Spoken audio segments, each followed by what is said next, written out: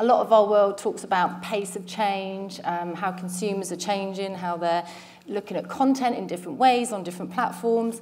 And it got me thinking about how this affects us and the way that we plan and think, but also how that must be affecting your world. And so my question really was, do you think that the sort of fast news culture that we now live in, and sort of citizen journalism, how that's influencing and sort of affecting sort of more thought through opinion pieces, things that have greater depth? And do you think that shift is going to change the style and type of content that people consume through news brands? You've got 2 hours? In about 2 minutes. Fast news from you. Fast news. The biggest thing I think that is changing and has changed is the sense that I have that although I work for a news brand, which brings with it all the things that Isabel talked about, the idea that it's much more reliable, that things will have been thought through and challenged and interrogated and all the rest of it. The way that people consume that content is very, very fragmented now. So if you search for a news story, if you go on your Facebook feed or if you go on Twitter, what we're really doing as far as those platforms are concerned, and that's by far the largest way that people under 30 consume news, is they get this in very bite-sized chunks. So you'll go looking for a news story and you'll find 6 or 7 different bits of content are thrown at you, right? Yep. And some of them will be from The Guardian and The Telegraph and what have you, but some of them will be from sites I won't have heard of, and neither will anybody else. And I found myself doing this yesterday. There was a story about Donald Trump met someone from Philadelphia, senator possibly, I can't remember, called Shapiro, and he made what may or may not have been some questionable remarks about recent attacks on Jewish schools and cemeteries in the US, where he sort of said that maybe they were got up not by Nazis, but it seemed to suggest by Jewish people themselves, right? Now, this was very, very unclear, but I sort of took that as read and I tweeted it. And then I realised that the source that I tweeted this from, I'd never heard of. So it was called Think Progress or something. Now, it may or may not be true, and I Googled around and found a few other references to it. That shows you how fragmented this whole thing is becoming. So it's very, very difficult in that environment for news brands to hold their shape, right?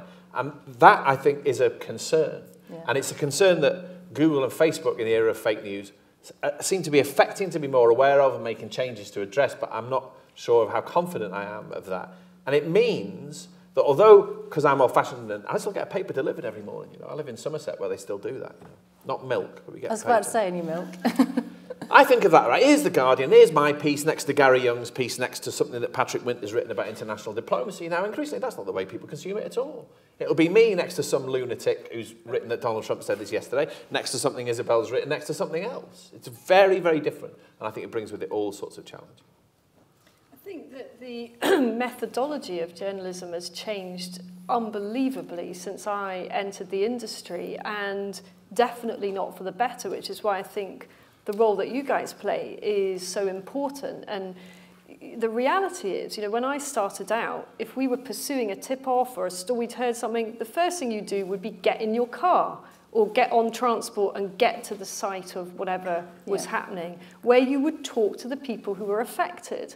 And I used to spend long days stuck outside houses waiting for people to return, where I would do what was called a door knock. And then when they finally came back or agreed to open the door, I would try to persuade them to talk. And often I would hit every door on a street. Sometimes I wouldn't know which door I was supposed to be hitting, so I'd have to do the whole bloody lot.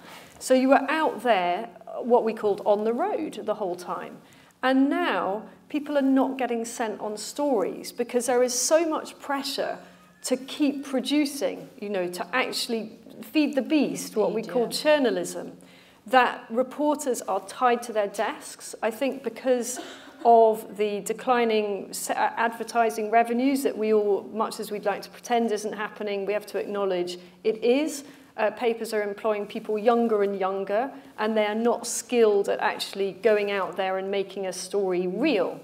So what they're doing is trying to cobble together a story on the basis of what they can scrap together from the internet, and at very best, they might call a real person. But to do it quickly, to get it out as quickly as possible. It's speed and just filling a space.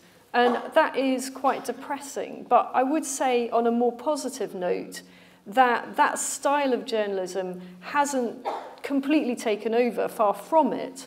And that is where I think that you know, brands like the Sunday Times, particularly the Sunday papers, whose sales have generally held up a bit more, certainly in the Sunday Times and the Mail on Sunday, they have a whole week to do stuff.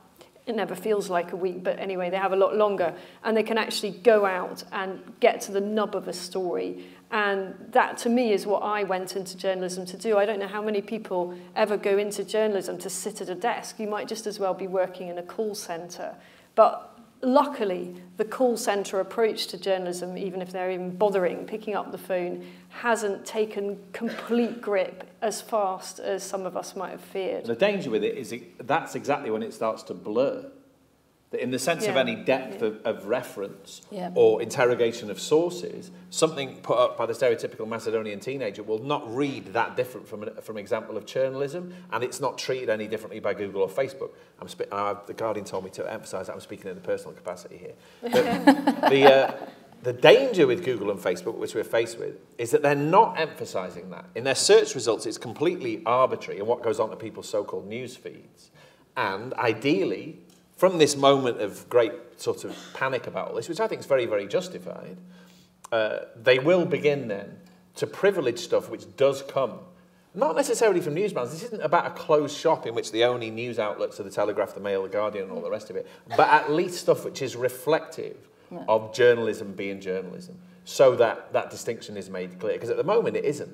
This comes out of very mundane questions of platforms. I mean, that thing AMP, if you search a story on Google News now, it'll come up on your phone via this thing, AMP, this platform, which was designed to feed stories quicker by removing ads and so on. But what it means is that something put together by a Nazi in St. Louis, right, graphically looks exactly the same as something that someone spent 3 weeks working on the story does. Now, that's not a world that I want to live in.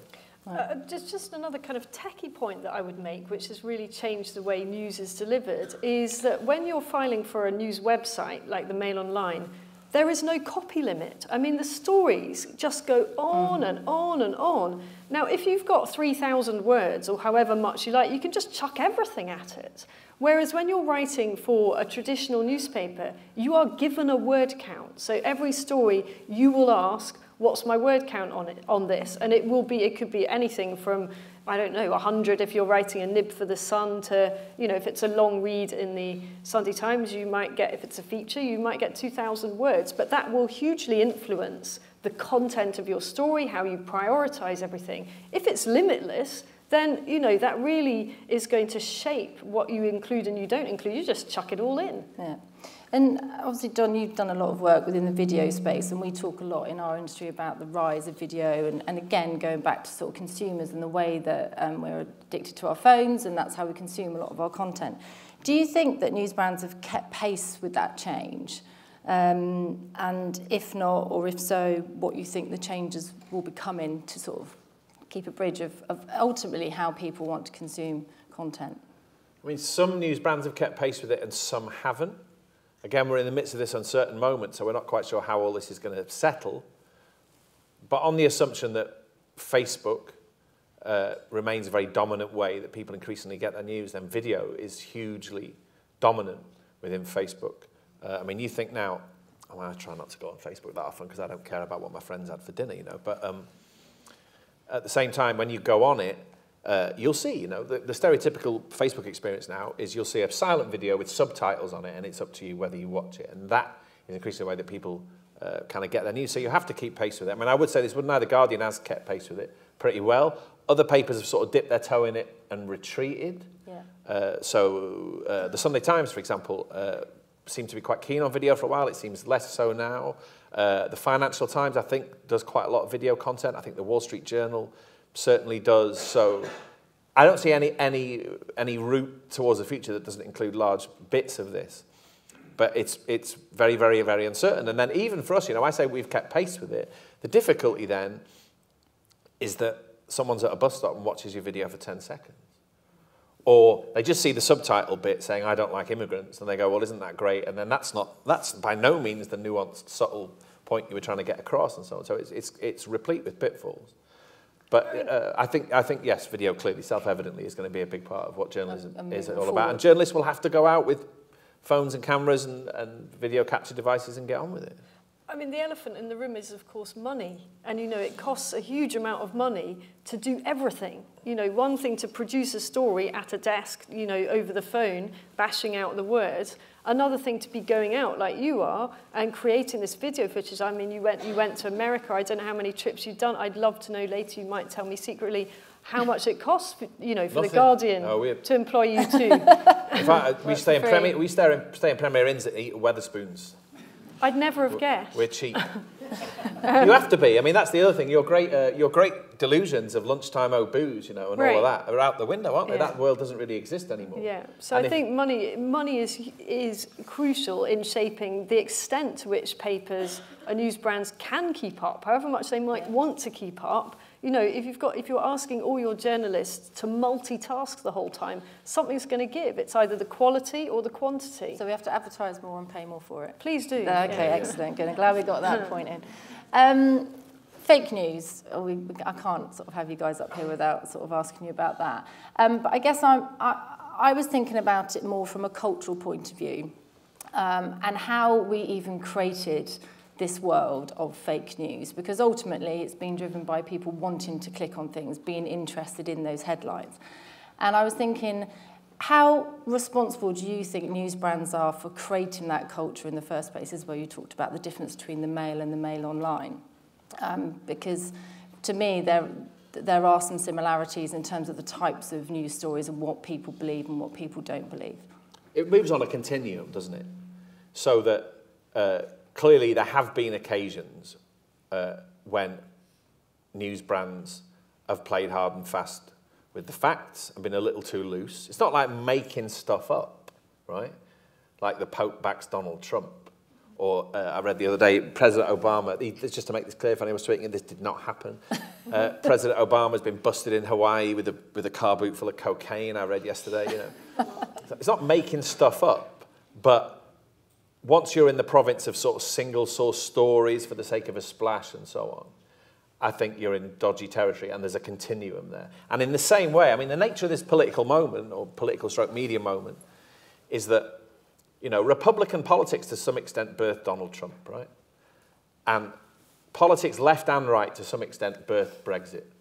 And the fake news, the fact that people were sort of open to it and credulous about it to some extent, was kind of set up by the occasions, and there weren't that many, but occasions on which news brands perhaps have played too fast and loose and gone for the sensationalism. And from that, it's a short hop to believing that President Obama has been busted in Hawaii for having a boot full of cocaine, which of course he didn't. Of course.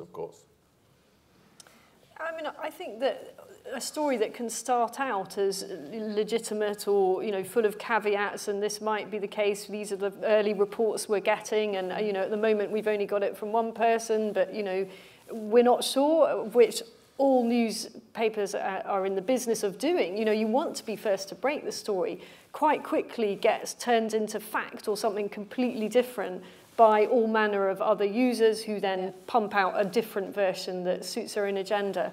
And I don't really think there's any particular stopping that process.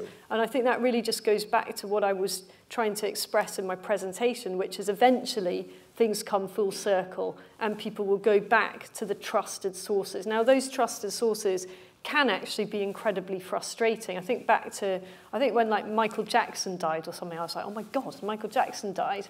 And you know, it's running on the wire, it's running everywhere on the internet. So I go onto the BBC, not a whisper about Michael Jackson dying. Like 2 hours later, the world's gone mad, Jackson's died, the BBC still hasn't reported it. And so there's a difficulty for those sorts of news providers over, you know, not being so ridiculously behind the curve that no one is going to you anymore, but then also wanting to be so absolutely sure of what you're saying that you don't ever devalue your trusted brand by reporting something that then turns out to be wrong. The other thing that's changed within all this, which does kind of define people's appetite for reading things which suit their sort of prejudices, whether they're true or not, is this idea that people themselves live in bubbles now. I was looking at polling data about Trump, you know, and if you look at, this was in the Wall Street Journal yesterday, thus proving that trusted news sources are the ones to go to, but it was free in the hotel I stayed in. I thought you didn't like polling anyway. Well, it has its uses. And people who self-identify as Democrats, apparently 95% of them think Trump is the worst thing ever, right? And people who self-identify as Republicans, 95% of them think he's doing a good job. It's that polarized, right? And that's the way that people consume news now. And the great thing about news brands, and for all its faults, this thing we traditionally call the media, is it did sort of amount to a forum in which everything kind of got thrashed out. And you would have to pick up a newspaper that you wouldn't necessarily read and read about that, and maybe some of your prejudices would be challenged, you know, and you'd find stuff out which was way outside your kind of comfort zone. And the thing that bothers me, again, and the ball is in Google and Facebook's court, is how much that's being weakened. You know, and I've realized this myself, you know, when I, for a week or 10 days after Trump won, I think on about day 9, I realized there was nothing on my Twitter feed that had a good word to say about him. I thought, this is ridiculous, you know, he just won an American election, you know. So The Guardian now, I think, does have this thing called Get Out the Bubble or something, where they actually do run content which is designed to be the kind of content which maybe offends certain Guardian readers' prejudices, to say, look, there's another world out there. But it's very, very difficult when Facebook doesn't do that, Twitter doesn't do that, Google doesn't do that. The other point I would make about what traditional news brands offer over the kind of mass of information that you can get elsewhere is actually presenting you with a hierarchy of news. So that gives you some idea of what's really important. Now, of course, that may well change with the type of paper you buy. I mean, if you're really still dreaming about Princess Diana, then the Express might convince you by their front page that, you know, somebody really did assassinate her. But in more general terms, you know, what The Guardian puts at the top of its page, the splash, and what's slightly further down, at least gives some people an impression, depending on their outlet of choice, of what is the most important thing of the day. Have I got any time for any more, or what? No, I haven't. Oh my God, that went so quick. I had 8 questions, I managed to ask 3, but thank you for making my job very easy up here. Thank you. That's useful.